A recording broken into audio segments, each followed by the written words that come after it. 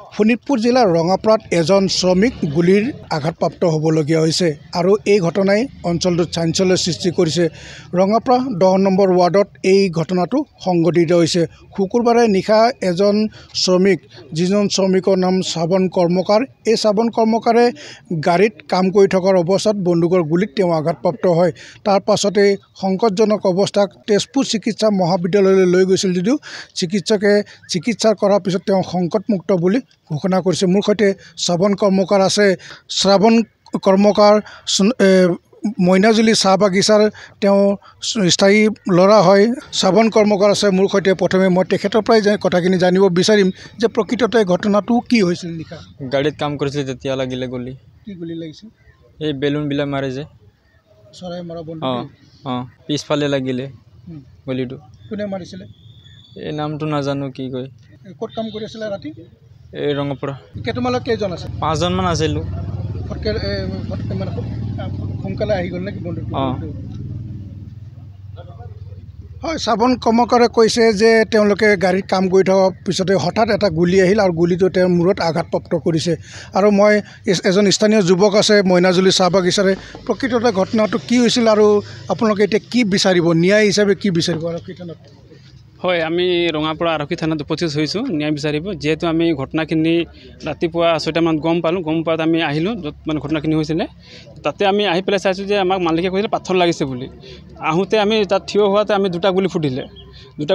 এটা গুলি মানে আমাৰ ওচৰত পাৰ হৈ গ'ল। কেতিয়াৰ ঘটনা? আজি ৰাতিপুৱা 6টা বজা। তো তাৰপাছত আমি চাই আছোঁ এটা তাৰ ঘৰৰ অলপ দূৰত তাৰ এটা চাংঘৰ এটা আছে, তাতে সি বহি পেলাই চাহ খাই আছে। তাৰপাছত আমি চাইছোঁ গুলিটো তাৰ পৰা ফুটি আছে।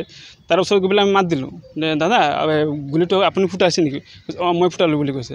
তাক মাত দিলোঁ যে কালি আমাৰ ল'ৰাক এটা গুলি লাগিছে, যে আপোনাৰ বন্দুকৰ গুলিটো হয় নে নহয়। ইমানটো কওঁতে সি চিৰি পৰা তলত নামি পেলাই আমাৰ যিখিনি ল'ৰা আছিলে ইহঁতক কৈছে আপোনালোকে গোটেইখিনি উৰাই দিম, এনেকৈ মানে আমাক ভাবকি ধমকি দি আছে। আমি ক'লোঁ আপোনাৰ মাৰিছে বুলি আমি আপোনাক সোধা নাই, তাৰমানে যাক জানিব বিচাৰিছিলোঁ ল'ৰাটো গুলিটো কেনেকৈ লাগিলে, কোনে মাৰিলে, সেইটো আমি জানিব বিচাৰিছিলোঁ।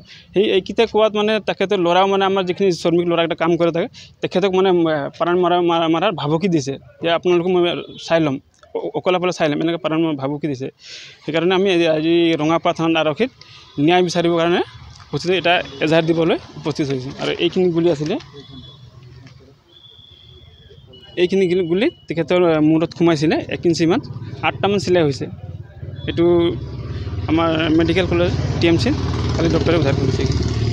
হয়, এইদৰে তেওঁ কৈছে যে 10 নম্বৰ ৱাৰ্ডৰ যি বাছিৰ খান নামৰ যিজন যুৱক, এই যুৱকজনে গুলি ফুটোৱাৰ সময়ত এই শ্ৰাৱণ কৰ্মকাৰ নামৰ যিজন যুৱক, এই যুৱকজন গুৰুতৰভাৱে আঘাতপ্ৰাপ্ত হৈছে। ইতিমধ্যে তেওঁলোকে ন্যায় বিচাৰি ৰঙাপাৰা আৰক্ষী থানাত উপস্থিত হৈছে। এই ক্ষেত্ৰত আৰক্ষীয়ে ইতিমধ্যে তদন্ত আৰম্ভ কৰিছে আৰু তদন্তৰ পিছতে জানিব পাৰিম যে প্ৰকৃততে ঘটনাটো কিদৰে সংঘটিত হৈছিল।